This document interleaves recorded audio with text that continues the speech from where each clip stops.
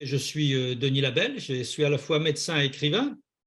J'ai été chef de service dans un hôpital de l'Île-de-France pendant 27 ans, dans une spécialité qui est confrontée au problème de la fin de vie, qui est la gastroentérologie, ce qui n'est pas le cas de tous les médecins, il faut le savoir. Vous avez des questions à me poser? J'ai une question. Vous avez parlé d'une nouvelle éthique médicale avec un changement de hiérarchie de valeurs.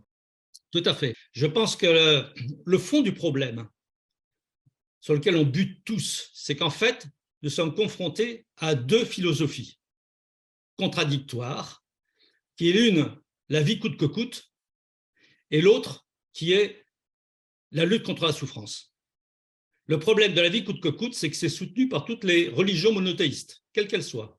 Les articles récents dans Le Monde le confirment, aussi bien les évêques catholiques que les protestants, que les juifs et que les musulmans. Tout le monde est d'accord. Pour une fois, ils sont tous d'accord.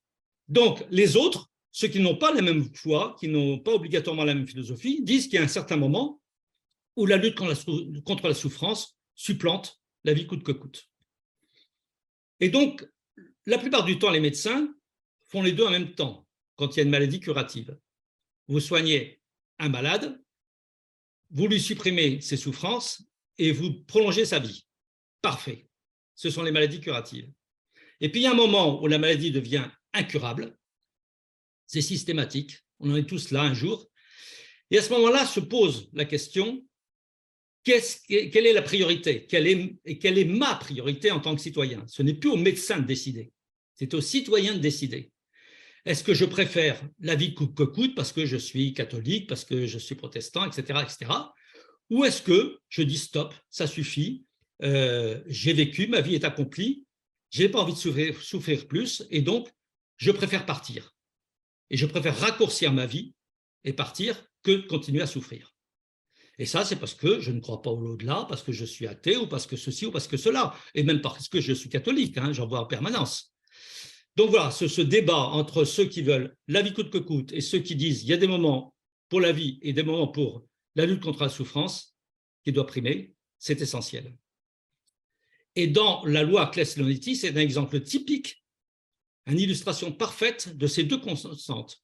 Vous avez d'un côté l'intitulé de la loi, on se dirait plutôt tiens, c'est la lutte contre la souffrance qui prime.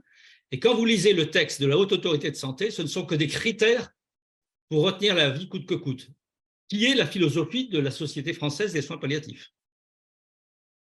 Donc, nous sommes dans ce débat, et ça se retrouve dans tous les autres pays, et tant qu'on n'aura pas résolu cette liberté des gens, c'est-à-dire c'est ma dernière liberté, c'est à moi de choisir, ce n'est pas ni au médecin ni à la société de choisir, c'est ma vie, c'est ma liberté, donc laissez-moi tranquille de choisir, qu'on me donne les renseignements, que je sache où je vais, et le médecin doit rester là à côté, présent, pour dire, voilà, il faut que vous sachiez ceci, il faut que vous sachiez cela, et moi je serai toujours là. Parce que le rôle d'un médecin, ça commence à la naissance et ça se termine à la mort. Il n'est pas acceptable qu'au dernier moment, les médecins disent « Ah non, c'est plus notre problème, j'ai des cas de conscience, j'ai des problèmes. » Bon, les cas de conscience, je vais bien les entendre, mais enfin tout de même, il ne faut pas exagérer, c'est de la responsabilité d'un médecin d'aller jusqu'au bout. Et ce n'est pas facile. C'est émotionnellement lourd, c'est difficile. Il faut le comprendre. Et ça se passe d'autant mieux que lorsqu'on a avec soi la famille et que les choses sont claires entre le patient et le médecin. C'est une alliance entre le patient et le médecin. Et cette alliance doit être respectée. Et le jour où le malade dit, écoutez, franchement, j'en peux plus, je ne souffre pas obligatoirement, mais je sais que ça va s'aggraver, aidez-moi à partir, et ben on doit l'entendre. On doit l'entendre parce que c'est humain. Point, c'est tout. Au revoir.